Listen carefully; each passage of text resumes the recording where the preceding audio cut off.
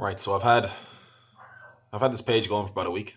Um, it's something I'm excited about, as I said before. Um, there's some really interesting topics that I'd like to get into, um, and that's all been inspired over the stuff I've been through myself the last couple of months. A lot of my close friends have been slagging me for this, and justifiably so, because they think it's a bit of a laugh. It's not really something that I do.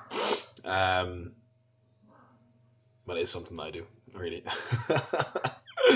um, but yeah, I mean, I've been back 3 weeks yesterday. I've been back in Galway after 2.5 years away. Um, I've come back with a different mindset. I've come back with a different attitude towards life. I've come back as a different person. Before I left, I was very negative. I was very pessimistic. I wasn't very nice. I treated a lot of people like shit. Um, and they rubbed off in my personal life. Relationships broke down, friendships broke down. I wasn't liked anywhere that I went. There's a small amount of people that liked me. Um, and that was basically because I was an asshole.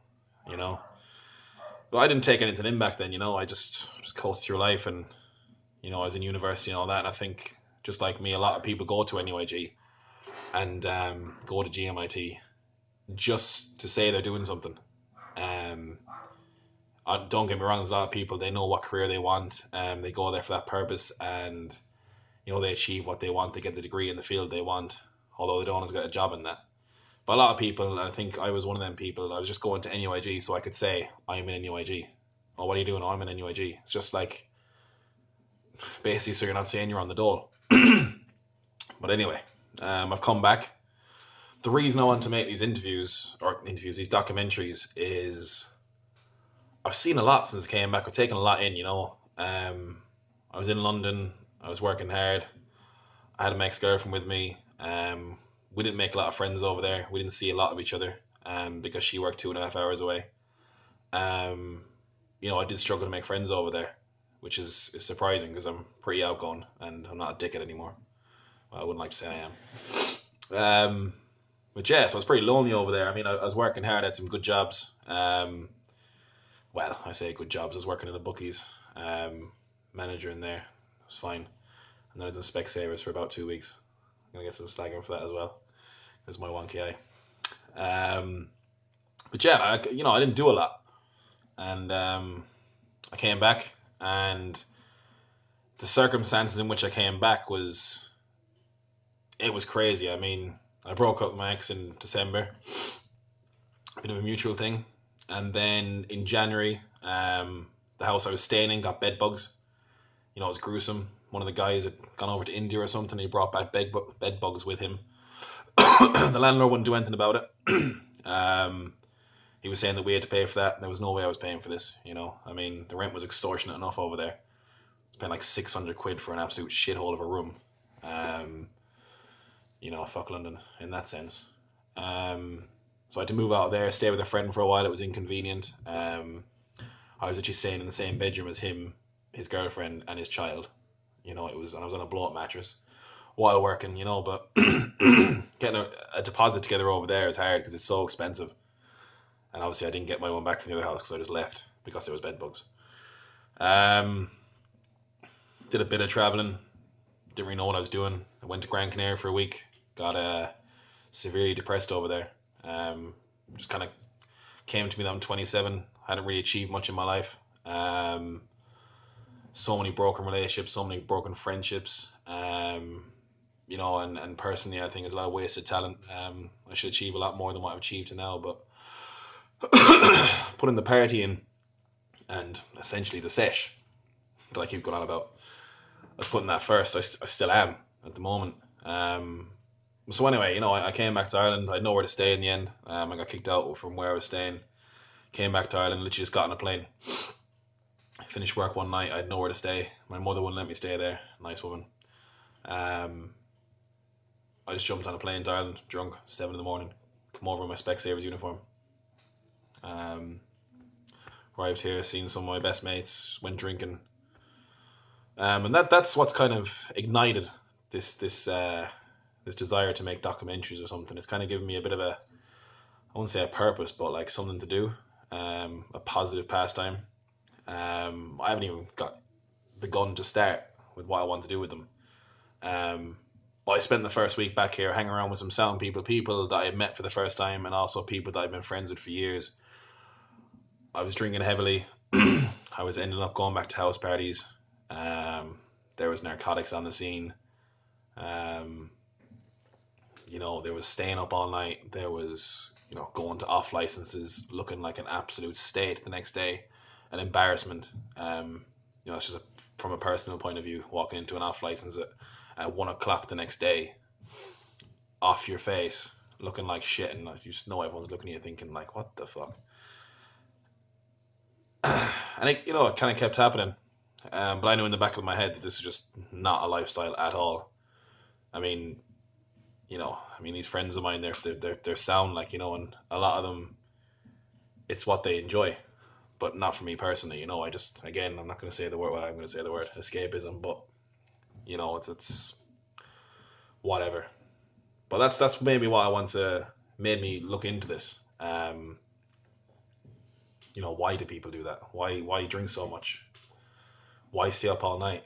Why jeopardize your job? Why jeopardize your health so frequently? Like, is it an age thing? I mean, I was probably the oldest person there, to be honest, at 27. So, shame on me, really. Everyone else was younger. I mean, there was some 18-year-olds there. I mean, I shouldn't be drinking and partying with 18-year-olds, really, like, So yeah, and obviously then I seen the homelessness situation. I mean, I come back to Ireland, and I've been homeless. I am homeless. I'm jobless. Um, but because I know a lot of people, because a lot of people are so sound that I know, and because I ask, because I put a lot of stuff on Facebook and social media, that's how I get the help. I think a lot of people are afraid to ask for help. I mean, and I've seen Shop Street at the moment in Galway, and it's ridiculous. There are so many people out in the streets. Um, I get different feedback about that. I get people saying, "Oh, well, a lot of them want to be on the streets because they're crack addicts, and if they get moved into accommodation, they won't have access to these drugs and stuff like that." But that's something that I'm going to try and ascertain firsthand. Um, I've always had a kind of a weakness or a sympathy for homeless people, even in London. There, like, I'd always around Christmas time, I remember I was buying some meal deals for some guys outside Tesco every night I came home from work. I mean, it's not much, but it's something. Um, and obviously now that I've been put in that situation, and I know it's not the same because I literally have a room in a house at the moment. I have done since I came back. My friend and his mother have been brilliant to me, like. And every time I've gone into town, into the city, because I'm actually out in Gort, about 40 minutes away from the city. Every time I've gone into the city, um, someone's put me up, someone's given me a place to stay. I've had no money since I came back. The bank froze my account. That's a different story. Um, People have loaned me money. People have gave me money, told me they don't want it back, but they will be getting it back. I've been well looked after. Um, it's just funny that a couple of months ago, everything was set up for me. Like, I was doing really well. I had 2.5 grand in my savings. I had a girlfriend, but as I said, that was a mutual decision. I had a good job, a nice place in London, well, nice-ish, until like it was infested with bed bugs. And it's just funny how it can change like that. I can't even find a job in Galway right now. So, this is obviously a good release for me because, as I said, I've been here 3 weeks yesterday. I think I've been drinking about 75% of the time, which isn't great. It's not great at all, but that's why I said I've been immersed in all these different situations, things I've been watching, things I've been taking in, because I haven't been around this for a long time, and I find it interesting. I find these people intriguing, certain people. A girl the other day, she's only 19 or 20 years of age, and she took like 10 Valiums, pretty much all in a row. I mean, like, why? I want to know why she did that. Like, I mean, what possesses a 20-year-old girl? She's a beautiful young girl to take 20 Valium in a row. Or 10, sorry, Jesus. That would have been good. So yeah, I mean, I'm getting slagged off by my closest friends for this, and I will for this video. I'm gonna get. But this is basically why I'm making these videos, why I'm making these documentaries. For me, it's something I'd actually like to get into. I've always enjoyed journalism. I've always wanted to get into journalism. I like writing, mainly sports and that. But something I didn't even do. When I went to NUI, I mean, I studied English and philosophy and Spanish. Yeah, Spanish was beneficial, and I still know a little bit of Spanish, and it's I enjoyed that. But where was it going at the end of it? I was going to be a teacher or something. Oh yeah, oh there's Andy.